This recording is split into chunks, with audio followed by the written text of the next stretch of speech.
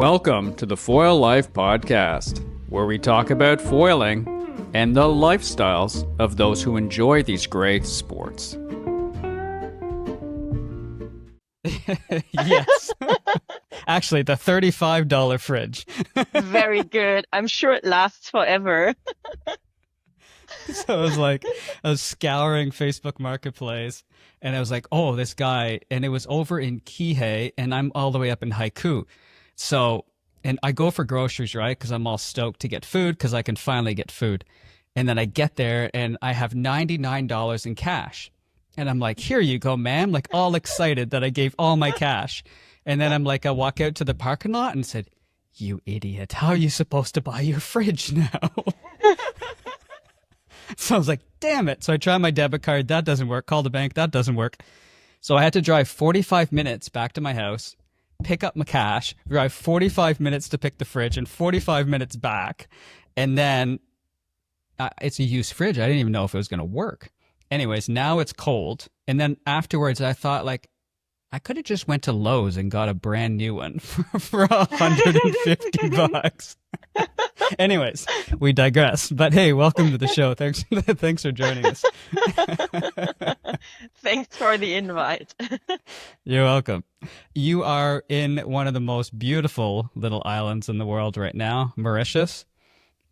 Exactly.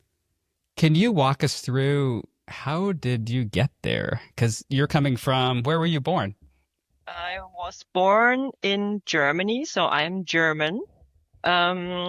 Always a bit hopping between the south, the Alps, and the northwest, where the North Sea is located. And back in the days when kitesurfing popped up for the very first time, I had some friends at school that were doing it, and it sounded kind of interesting to me. So I joined on a vacation trip with my parents to Mauritius, and I kind of learned kitesurfing here. So I was looking around. There were a couple of locals that did it, and I asked them if they could showing it to me a little bit. So they took me and I started learning it. And then I didn't return to this island for many, many, many years because I first had to progress, and then I started freestyle, kitesurfing freestyle, wake style a little bit, only using the surfboard sometimes and also a little later. And then, years later, I came back to Mauritius because some of my friends went here, but I came with all my sea kites, freestyle board, boots, and I thought, okay, let's bring a surfboard and a waveboard and maybe one wave kite. And then I sometimes went into the waves. Now, well, actually, this place is kind of sick for waves. So Yeah. that World was the class. moment where I decided I'm going to be back in the same year for a second time and I bring more wave kites. Oh, awesome. But coming from Germany, your story obviously did not start with kiting. How did you get into skiing? Exactly. Yeah. Well, my parents are very skiing obsessed, also my grandparents. So the first time I skied, I was still in the belly of my mom, so passive skiing. The second time and on the backpack of my dad. I think nowadays it's not allowed anymore, but by that time everybody took their kids in the backpack. And then I started skiing when I was 3 years old. Oh, no way. So, and I was very obsessed with skiing from the beginning, but also there I skied a lot of park, slope style, big air.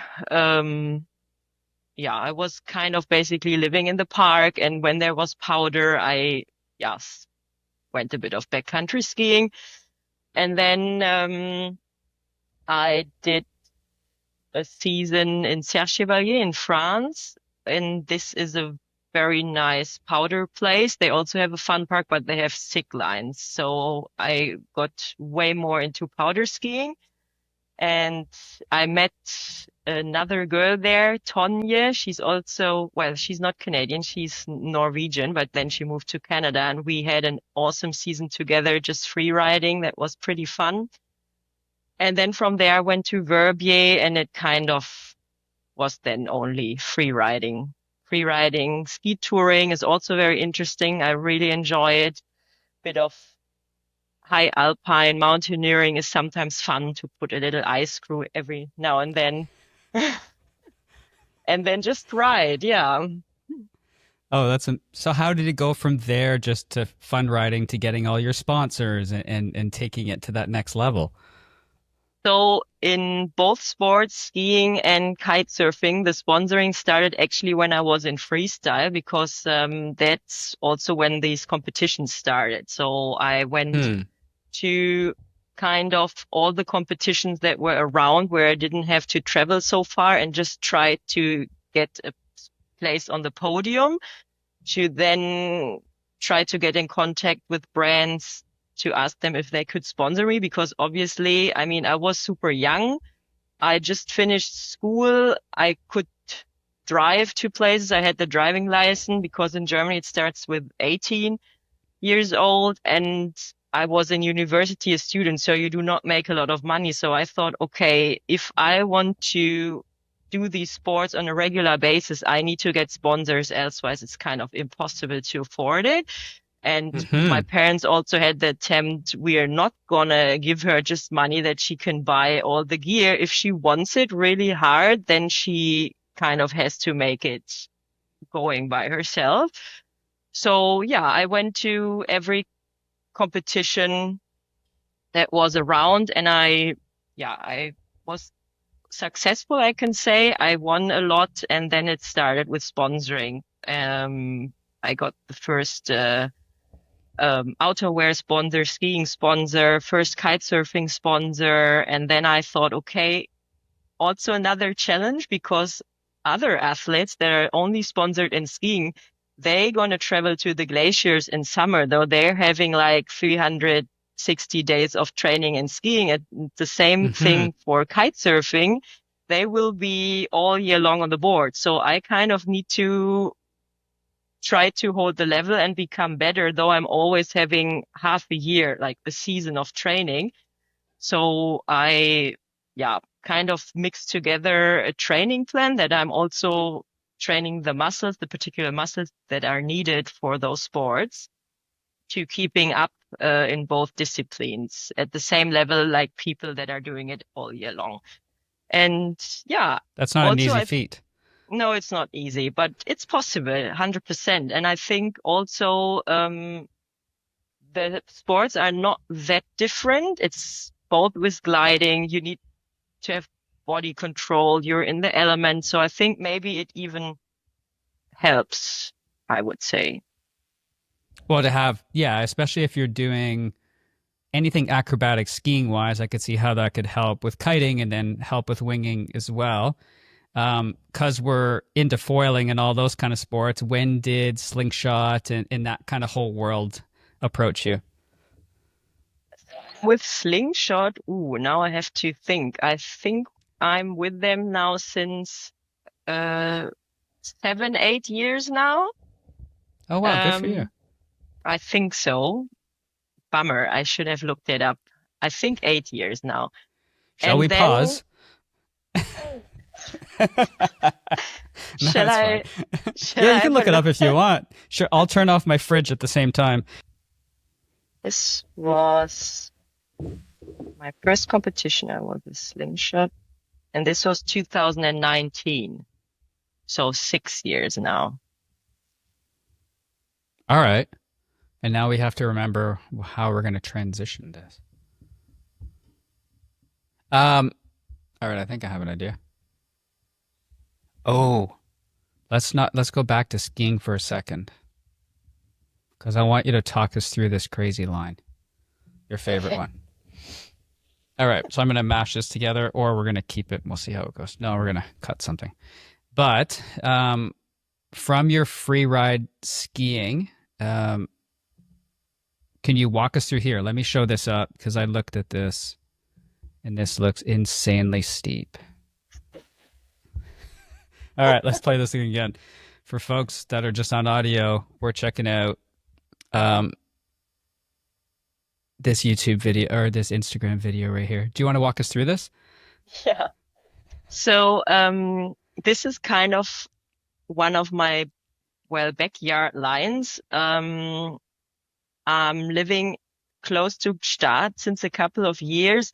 And when I first arrived at this station, at this resort, I saw this incredible line from the chairlift. And I was wondering that there are never ever tracks. And I was like, is actually nobody skiing it? Why is nobody skiing this? And then I found some people that skied it already before, once or twice, I don't know. And I was like, guys, why don't you ski it? I mean, obviously it's steep, so you need to have great condition. You need to have enough snow because on the top it's super rocky, or you're just gonna go down on rocks. And then you need to have low avalanche risk, or the whole mountain will probably collapse. So you need to have a proper decent snowfall, then a couple of very cold days, and then you can approach it.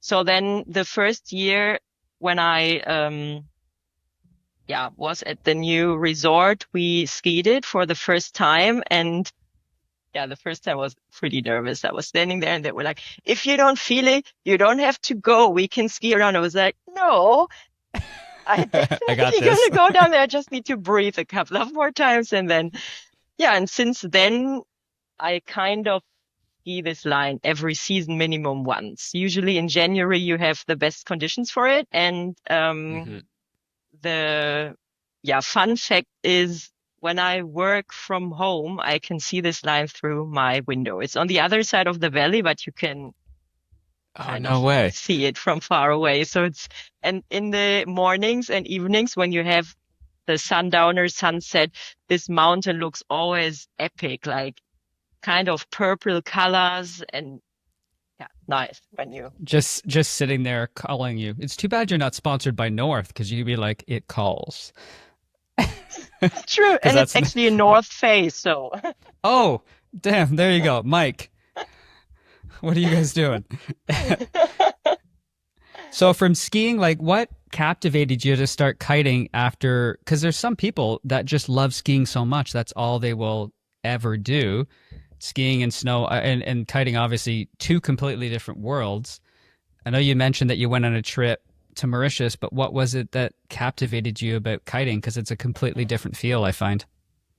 probably it's maybe, I mean, I'm European, so we definitely have these seasons, super cold Mm. winters and warm summers.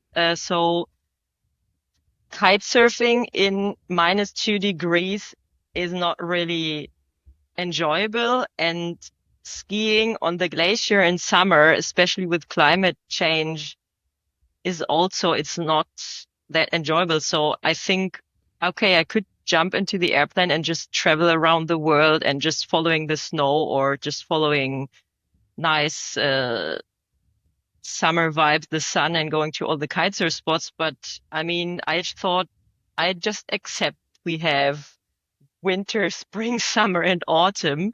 And I really Yeah. enjoy both sports. So I love it and I like the change. It's also maybe nice for the brain to have a bit of a change to do multi sports. And when I'm in the mountain, I also enjoy road cycling and climbing and stuff. So I like the Overall, just both. super active then. Wow. Okay. And then what did you take in school? Because it mentioned you're studying mathematics and economics. And also curious how you're able to kind of travel and do all these sports in so many cool different places. So yeah, when I finished school, I entered university. I knew I'm kind of better with like maths and stuff than with languages. So I thought, okay, let's go for mathematics and economics. Well, basically I started with engineering and then I changed to this. Um, and yeah, I knew, okay, as a student, you just do some whatever jobs aside. So if I want to keep on going with those two sports, I need to make it happen. I need to become that level to get sponsored because elsewise I Hmm. can just not afford. So I, tried to go on every competition possible, which was reachable for me. So not too far away. So the Alps, the North Sea, Atlantic coast. And then, it worked out to get sponsors in skiing and kite surfing. so I could afford both sports. And then, in universities was a bit stressful because also these subjects are not that easy to study. I had to study a lot, and I was kind of okay in the beginning, the first 3 semesters where it was really tough. I had to get done with everything in 4 to 5 days, so I could at least be on the mountain or on the water every weekend. And then a bit later, when I had the feeling, okay, I can make it until the degree, I have it under control. It's not like you are this afraid anymore to drop out of uni because you fail the exams. I asked my university if I can be part in a sports program. So I didn't have to be at uni that often anymore. And I could, in worst case scenario, also move exams to other dates so that I could go to competitions or to photo shootings or just training.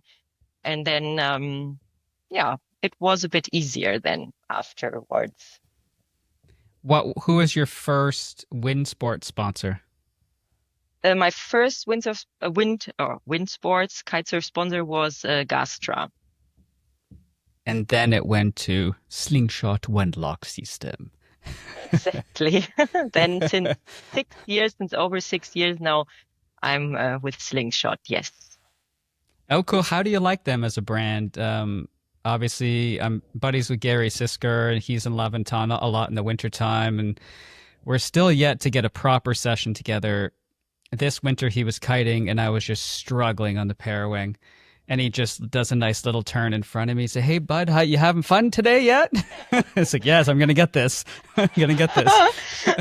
But they're a great team. And how do you like being with them? And also, what do you do for them on your perspective from your side? Mm-hmm.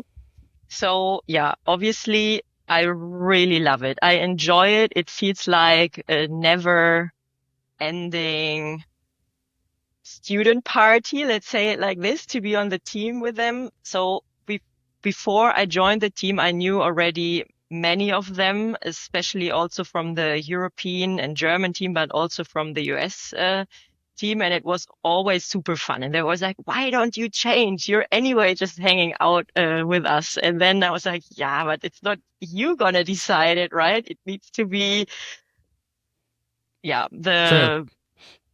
responsibles." And then we kind of started talking, and then I changed, and it's super fun. Like we always trying to have, gatherings and team events, and it's always super, super fun. I really have to say the community, the vibe around the team, and the friendships, it's something very special, I would say. Yes. And you've gotten to travel to so many beautiful places. Can you walk us through what your year is? Because right now you're in Mauritius, and how long are you there for? Mm-hmm. So now I'm in Mauritius for 2 months. Then I go back to Europe, and I will be on Norderney, which is a German North Sea island, for quite a while. And then end of July, August, I'm a bit flexible. So I will just follow the wind, see what's happening. Nothing planned yet, which is also nice. So you can be a bit spontaneous. Then in September, talking about the team, we are going to have an epic team event in Denmark with, Oh, no way. a smaller, how can you say it, like not the whole team, but everyone that has time and is around. Well, if the whole team would like to join, obviously, but I reckon there will be more people from the Netherlands, Germany, Denmark. Yeah, this is going to happen. And then in autumn, back to Mauritius. And then when really winter kicks in Europe, and Mauritius then goes to summertime, so swell drops and wind drops, it's about to go back to Switzerland for the skiing season. And then it That sounds depends always a delightful. bit. Yeah, it depends always a bit if I will just stay on skis the whole season. Last season I did it, but the year before I did a little escape to Cape Town, as we did a team shooting there, which was also super cool and fun. yeah, this depends always a bit. Yeah. Oh, that's awesome. Are you still focusing primarily on kiting? Like, what was your first foiling experiences like? Mm. So I remember also many, many years ago, a friend of mine suddenly came with a kitesurf foil to the spot, and we were like, "Oh, what's this?" So everybody tried. Everyone did the dolphin Yeah. for the first time. And then I thought this is actually kind of fun, especially when there's light wind and you have nothing else to do. So I started with kitesurf foiling and oh, the internet stopped. It's okay. You're good. Okay. Yeah, you're So good. then I started with kitesurf foiling, and then I remember we went to Ile d'Oléron, which is a small island in France at the Atlantic coast. And there was this one wave spot. Pretty much nobody surfed it because it was a bit difficult to access. And I saw Hmm. always windsurfers trying to get there, but when the wind was light, obviously the waves were very, very clean. And often they couldn't make it because the wind was too light. So I thought like, this could be interesting for the foil. So I started to kite surf in waves with a foil. I had to realize when the spot is shallow because there's reef, it's not always ideal. So I kind Hmm. of got stuck with the mast a couple of times and cut open my feet and everything. Oh, But shit. whatever, still fun. Yep.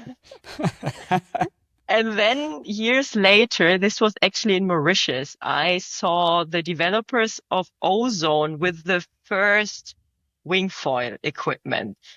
And first I was Mm. like, okay, this looks weird. Why do they have a plastic bag in their hand? And then these huge boards, because I was used to kitesurf foiling where you have these super Oh, it's small tiny. maneuverable boards and then you're standing on this big thing. And I was like, I'm not so sure about it. But then I saw them for the first time in the wave and I was like, this looks interesting. I'm curious. And this was kind of also the beginning when Slingshot started developing their first wing foil equipment. It wasn't on the market, and I was like, once it starts, would you mind? I would like to try it, and I'm keen to push it until I'm capable to ride in the waves, and then I can see if I like the sport or not. And so, yeah, I just trained, I keep on going, and as soon as I could kind of do the turn, I was like, okay, let's go outside in the waves, just try it. I just want to hold one time the wing only in one hand and okay, what if I'm crashing there? Maybe I can not even possible to make it back up again on the foil. I need to swim, whatever. I want to try it. Yeah, that's a bit how it started.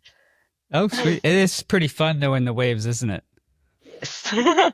Yeah, it's phenomenal. Like I was in Mexico last winter just practicing, and then I was in Maui 3 months ago for another 2 month stint, and we were at Ka'a like every day in March, and it was insane. Just like practicing rail to rail turning and stuff, no jumping. But did you ever think about competing, or are you going to compete GWA? Well, I was thinking about it and I joined a national event, but that was pretty much only racing because they need to set up these events quite in advance to Mm. organize Hmm. everything. But if you do not have enough wind nor waves, they will do races. And this was something I came there with a complete wrong equipment. And then I had to Hmm. realize, well, actually, these race people, they ride different equipment and they can ride below 10 knots, but not with my uh, wave Oh, you're equipment, which is a right. bit difficult. So I thought like, I don't know. I mean, also I still love to kite surf a lot and, I don't know. Let's see. Maybe I wouldn't say no. So if there is a nice wave event, wing foiling, I would definitely be keen. But Okay. this racing, I mean, you need to put a lot of hours training in it to become good. So you need to enjoy racing, I would say. I wouldn't recommend it to anyone just to go for a competition. If you don't like the discipline, yeah. Tom tried to get me in to go into a wild card in Fort Aventura for a race. And like, bro, I would just get wiped. But he's like, you should come have fun. I said, yeah, like 60 minutes behind the whole fleet. They're so fast. Isn't it Yes. Yeah, yeah. crazy? And then all the fine tuning you got to do at such high speed, and Exactly. it's Yeah. insane. And I have a friend, she enjoys racing so much so in her spare time, she will just practice this. And she comes Mm, originally from sailing, so she did a lot of racing events in sailing. So she knows how to position the tactiques, and her boyfriend is always coaching her. And then they just made up like a course, and then she's just doing this always in the week, during the weekend. That's her thing. So then it makes sense to join those kind of competitions. But when you're only training it during the race and of the race you're riding waves, is maybe not a good idea. or what kind of relationship issues did the coach did that bring into their lives? Honey, yeah, we're not. Well, looking at OneLock, I know you got a OneLock shirt on, and Gary would love a shout out for OneLock, I'm sure. How do you like that series compared to the screws before? Do you find it actually makes a little bit of a difference, or is it just quick and easy to get off the water? Like, what are your highlights? So I'm a person, I don't have a lot of patience. So this was always a bit the thing when you need Very to German of screw you. everything. Yes. But I cars mean, don't fall apart. My buddy Frank, who works on the podcast, he's from Frankfurt, right? And it's amazing how everything is meticulously organized. And I'm more American, Canadian kind of thing. And he's just like, you're such a ball of chaos. And it's just like, it's so funny how. But anyway, sorry, I cut you off. But yeah, go ahead. There's maybe no, you shouldn't see my van. Everything is like, very good. It's clean. Yeah, that's yes, of course. very good. All But right. So still, you're, even when you know where's your front wing and everything, and then you need to start to screw everything together. true. Yeah, OneLock is just the revolution. I have to say, the first time I took it, I was like, I'm always a bit curious, but also on the same time critical. So I thought like, okay, let's see if this is really that much faster, or especially potential customers, if they would really appreciate it. And then I remember the first time I came to the spot, everybody was like, yeah, come on, these few screws, you can do it. Why would you now go for OneLock? And then I looked at it like, okay, how am I putting this together? Okay, this is easy, I understand. And then I just clip it, and I was like, I'm actually ready. What about you guys? And then after the session, to demount, that saves a lot of time. The demounting Right. I enjoy even more because you're done with the session and you do not want to hang out there another 10 minutes, put all the spare parts back or all the parts back into the car.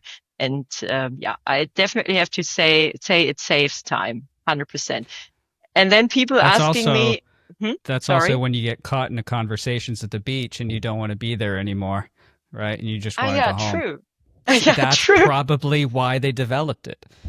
But now you have these other conversations because everybody jumps onto the Oh no, equipment that and didn't looks work. and oh, can I try it? Yes, of course, try it. And then they try to, oh, this is so Yeah, nice. So now these conversations, they're just about another topic, but yeah, that's fair. That's fair. Because I tried it. When was it? In Mexico last winter, and I'm curious to see where it as they because they continuously refine everything. So that was just their first version. So I'm really curious to see how it evolves throughout the whole process. And they're continuously pushing their gear, so that's pretty fun. Um, Talking about that, is there anything, let's say, that you're really looking forward to? Your year looks amazing, but is there any trip that you're looking forward to the most, or any kind of conditions that you're looking forward to the most? for now, I'm looking forward that the rain stops here in Mauritius because we are having a massive swell at the moment. So as soon as the Oh, rain stops, the wind will kick in. So yeah, elsewise it will be surfing is also fine. But that is my vision or my goal for the next weeks. And then I mean, I enjoy every trip. Elsewise, I wouldn't do it. So it's always hard to say what is the best because every trip is going to be fun. Mm-hmm. I like also the variety of spots because here you have these clean, hollow waves, which is always a left-hander. Unless you go surfing, you will find right-handers. But I also like chaos beach breaks. It's also fun, especially for wing foiling. You can make out of every wave a right and a left-hander. Mm, true. Now you're doing content for Slingshot while you're traveling. Like, what is it that you're doing with your sponsors? But then you're also doing that with your regular work as well to make it financially feasible, right? Exactly. So yeah, I pulled a bit out of competitions because yeah, my personal view, this is nature sports and you need to be where nature delivers for to perform the sports in the best way, which not always works with competition. So I focused more on projects, going to spots when it's on, no matter if it's wing foiling, kite surfing, or skiing, and then videographing the trip or with a photographer, just like showing a bit the people, yeah, what lines we are riding, what waves we are riding. And then I'm also, yeah, testing the equipment. I write reports to, yeah, make the equipment even better, giving feedback from my perspective. I really enjoy doing it because I think like people that are buying the equipment, they expect that the equipment holds super long. So I have the feeling Mm-hmm. we are there, the team riders are there to really push it to the limit, try to break it. If it's not breaking, it's good, I would say. Yeah, I think there was some of it. The guys that were testing OneLock, they had it that like 80% of the foil, I think, was out of the water, just completely crazy banking that thing to see if the torsion would hold or what parts weren't strong enough. Like, there's a lot that goes into gear that people obviously don't know about. Do you Exactly. find your background in engineering and everything else facilitates that, or is it more of an art form? Mm, good question. I would say I have the feeling from my perspective that I have quite a good understanding what works and what doesn't work. And the feeling which like also in the wings or the kites, what to make it better, or also the feeling for the boards, if they need to be maybe a bit more narrow or the volume needs to be different. I mean, it's also about feeling, but it's also a bit of imagination. Like when you look at the product, you can tell this works or this doesn't work. But then to be, um, how do you say it? Like, a developer of the equipment, I think you need to, yeah, this is a different story again, because then they know what to change to make it better. I can say this doesn't work or this works great, but to be capable to construct a wing or a kite, you definitely need to dive deeper into the topic. And then also that it holds. I mean, it's nice if you have a great product, but it needs to be robust. It needs to work in different conditions. Warm wind, cold wind is very different. Gusty Mm-hmm. wind, light wind, strong wind, all these differences, salty water, fresh water, sweet water. Sweetwater? Yeah, wouldn't you say it like this? In Germany, Is we it say sugar? sweet and Sugared water? yeah, we say sweet water and salty water. Would you say Oh, fresh water or what is the fresh English name? fresh water. Yeah, Fresh I water. thought Okay. I thought of I thought of tree sap or maple syrup for a quick second. It's like, oh, Exactly. it brings. Oh, this lake tastes so delicious. Did they Oh, put that sugar would in be it? that would be pretty fun. Talking about your Instagram and your content, do you work with the same photographer or videographer as you travel around the world, or do you pick people based on where you are? Depends. Sometimes I pick people based where I am, but mostly I work together with the same, because we are working together since many, many years. It's a really good team, and we are getting a lot of stuff done in a high quality and very short time. So this is definitely worth it. And it's super fun. We're a good team. That's Slingshot's setting all that stuff up, or is that something that you set up before? I set it up mostly. Yeah. Obviously, we are talking together and they come up with ideas, but then I also, observe who's there on the spot, who is doing what kind of work. And I'm always having a look at with whom are the windsurfers shooting. So because I have the feeling, the sport is older, so these people are longer in the game, and yeah. Now let's go into some of these waves that you've ridden in Mauritius. Let me see if I can find some of them, because these things look.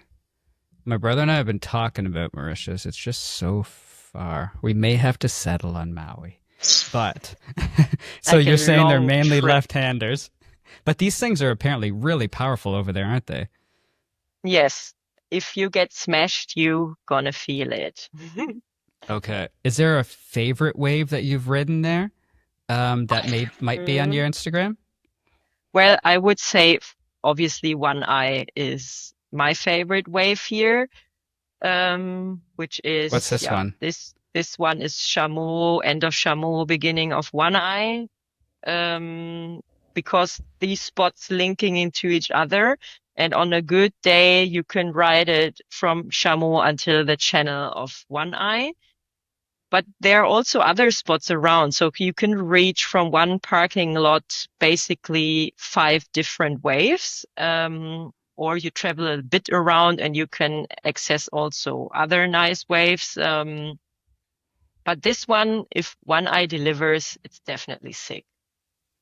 Yeah, it looks what's your thinking on wing foiling in those kind of waves? Do you think it's a good idea to keep pushing it in that area?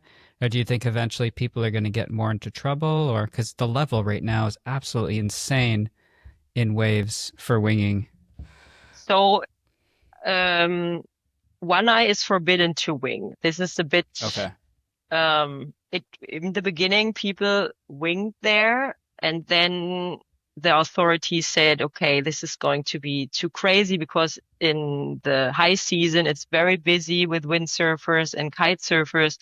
So we do not want to have wing foilers there. Plus, here is no jet ski rescue. There is only a boat rescue.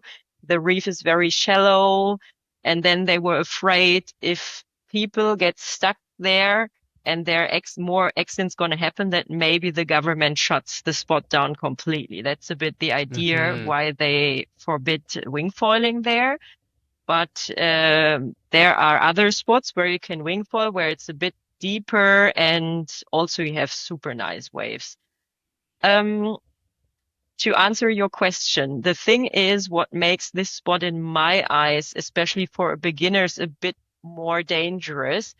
These spots are easy to access because you can start from the lagoon. You just ride out flat water, and then you're suddenly in a massive big wave. And this one wave far out is around 1.5 kilometers away from the shore with massive current. So you need to know a bit what you're doing there. If you're just smashing your gear out there, you are in serious trouble if you're not there with friends or you're not knowing what to do. And even when you know what to do, it's not the guarantee that you can save yourself on your own, because the bigger the waves, the stronger the current. And when I'm back at home, when we have big conditions, it's beach break. So you need to be capable to get over the shore break to get out there. And there I see the people that are making it out, they also have this level of riding. While people that would probably never make it out, they go but here or in other areas to those big waves. And sometimes I think they do not know in what danger they are, especially how is actually the current working there? Which direction am I getting pulled?